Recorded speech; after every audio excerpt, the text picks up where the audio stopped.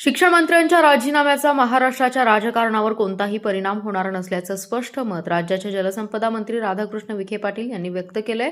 तसेच अलमट्टी धरण, पूर नियोजन, मराठा आरक्षण आणि इतर विविध विषयांवरही त्यांनी सरकारची भूमिका स्पष्ट केली आहे। दिल्लीमधील आंदोलनाच्या पार्श्वभूमीवर बोलताना विखे पाटील म्हणाले की वांगचूक यांचं उपोषण संपल्यानंतरही आंदोलन सुरूच आहे, मात्र आता त्या आंदोलनात राजकीय पक्ष आणि समाजविघातक प्रवृत्तींची घुसखोरी होत असल्याची काळजी त्यांनी व्यक्त केली आहे।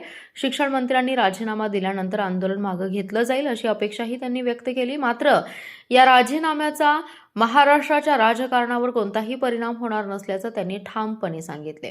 अलमट्टी धरण आणि पूर स्थितीबाबत बोलताना त्यांनी सांगितले की मागील वर्षी पूर नियोजनाचं काम प्रभावीपणे करण्यात आले होते। यंदाही आधुनिक यंत्रणांच्या माध्यमातून पूरस्थिती टाळण्यासाठी आवश्यक उपाययोजना केल्या जात आहेत। अलमट्टी धरणाच्या संदर्भात महाराष्ट्र आणि कर्नाटक सरकारमध्ये सातत्याने समन्वय सुरू असून महापुराचा प्रश्न वारंवार उद्भवू नये यासाठी प्रयत्न सुरू असल्याचं त्यांनी स्पष्ट केलं।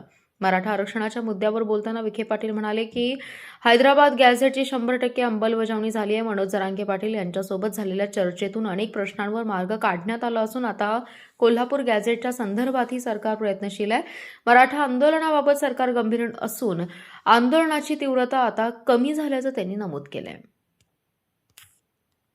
चर्चा होते आणि परत अंमलबजावणी केली जाते। जरांगे पुढच्या महिन्यातच 10 तारखेच्या आसपास या सांगली जिल्ह्यात 4 सभा घेणार आहेत। नाही, त्यामध्ये दोन मुद्दे आहेत। जो हैदराबाद गॅजेट संदर्भातला मुद्दा होता ती अंमलबजावणी 100% झाली। आता जे काही शिष्यवृत्तीचे प्रश्न होते ते निकाली निघाले। जे ECBC तुमच्या EWS आणि SCBCचा इश्यू होता त्यामध्ये आता कोर्टाचे निर्णय आलेले आहेत। जी चर्चा मान्य जरांगे पाटीलच्या बरोबर झाली आमची ते सगळे आता आदेश सरकारने काढलेले आहेत। आता त्यांच्या दृष्टीने एकच प्रश्न तो सातारा गॅजेटचा आहे आणि कोल्हापूरचा, तर त्याच्यावर आम्ही कायदेशीर कायदे तज्ञाचं मत घेतो आम्ही आता।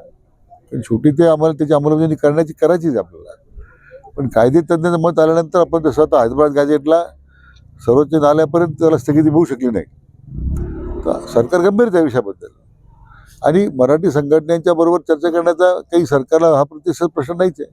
ज्या संघटना येतात भेटतात आम्ही त्यांचे निवेदन घेतो, ऐकतो, त्यामुळे मला वाटतं आता पहिल्यासारखी तीव्रता नाही आहे। बरेच प्रश्न मार्गी लागलेले आहेत। असे त्याच्यावर मी काय भाष्य करणार।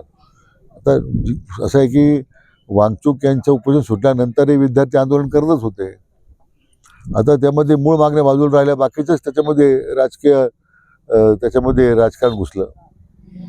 मला विद्यार्थी संघटनेला मी आवाहन केलेलं आहे की तुम्ही तुमच्या मागण्या संदर्भात सरकार चर्चा करते, पण त्याच्यामध्ये जी घुसखोरी झालेली आहे राजकीय पक्षांची असेल, अन्य मला वाटतं काही विघातक शक्ती त्यामध्ये घुसलेल्या आहेत, केंद्र सरकारला बदनाम करण्यासाठी प्रयत्न करत आहेत, तर अशा प्रवृत्तीपासून सुद्धा आपण सावध राहिलं पाहिजे। अशा संघटना यांना आपल्या आंदोलनात त्यांना येणार नाही याची काळजी सुद्धा त्यांनी घेतली पाहिजे। आता मला वाटतं शिक्षण मंत्र्यांचा राजीनामा झाला, मी माध्यमातून पाहिलं आहे।